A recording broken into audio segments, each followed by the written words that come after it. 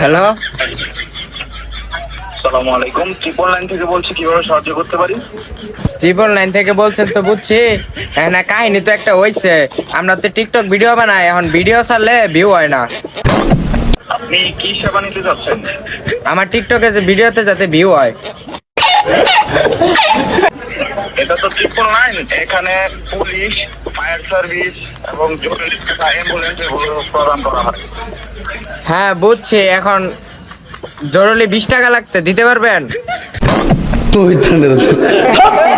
এটা যার নাম্বার, তার কাছে আমি পুলিশ পাঠাইতেছি, ওর পকেটে গিয়ে 30 টাকা দিয়ে আসবে পুলিশ।